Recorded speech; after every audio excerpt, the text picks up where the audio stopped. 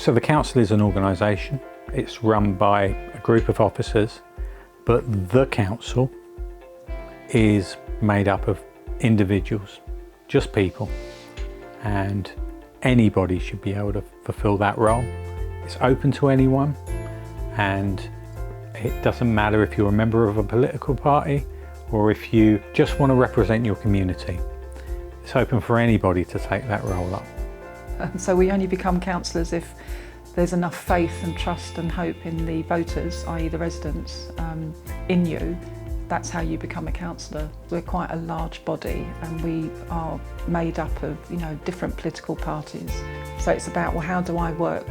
How do any of us work with our colleagues across the various groups? And it is cross-party because we're all here together to want to do the right thing and make a difference.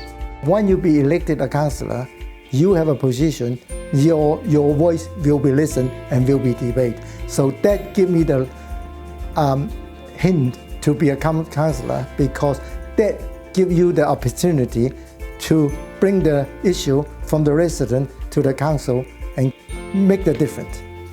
Whilst I'd always been concerned about climate and environment and taken action, I realised the urgency of the situation and I really thought I needed to take part. I was approached to become a councillor and the focus was then on asset development. A lot of councils were looking at transferring assets into the community and getting the community to take ownership. And that's the bit of the work I absolutely love. I love working with the community. I absolutely love working with residents. One of the things that really helped me transition from being a local councillor to being a councillor that has a division to look after was the induction training that was put in place by Sussex County Council. It's really comprehensive, covers all of the service areas and really helps you better serve your community. When I first elected as councillor, I never been to a meeting, never see council meeting. I have no training at all. It's learning curve. I think, and going back is democratic service give you good support. You do have to show an amount of flexibility in how you're prepared to work and find work. I work part-time for a trade union that gives me a solid wage. I continue to be a filmmaker, which is what I was before I was a councillor. And then I do my work for the council. That's aided by the remote working that's come around in the last few years, which means now that a large number of meetings can be done online.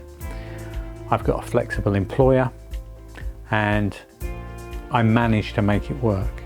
Part of my role as a local county councillor is to ensure that where I can and where it's appropriate to liaise and support local businesses, but also to help represent those local, particularly new businesses. One of the things I'm most proud of is how far we've come in getting a new town centre. We've gone from a position where it looked like we were going to get another housing estate, and now we've got the promise of a new town centre being built by Morrison's with a new library, in addition to the investment that the County Council is making in youth services at the Joff. I'm really proud of the steps that we're making to support the residents in the town. Well, the thing I like most is engaging with the residents, and when I manage to actually solve a problem or get something done, it could be a pothole that gets filled or a whole stretch of road that's been resurfaced, or supporting someone who's looking for a school for their child. The achievement I'm most proud of is the pedestrian crossing I've managed to get across a very unsafe road in my ward. And I think that's a really good illustration of how you cannot do this work on your own. You absolutely need the support and help of residents. I find often that, particularly with some of the work that I've done with children's services, parents come having done an enormous amount of work already, and it's just about advocating for them and making sure that their message gets right through to the right place. I was really pleased to be appointed to the People Scrutiny Committee, because it gives me the opportunity to get closer to all the work that the county does around adult social care, children's services, health services, because that's what I believe is so much at the heart of all our communities. I'm also separately very honoured to have been asked to be the County Council representative on the county's fostering panel. So for me, I'm helping families and I'm helping our children who sadly, for whatever circumstances, find themselves without a family unit. And to help play my part in supporting the county delivering that means a heck of a lot to me.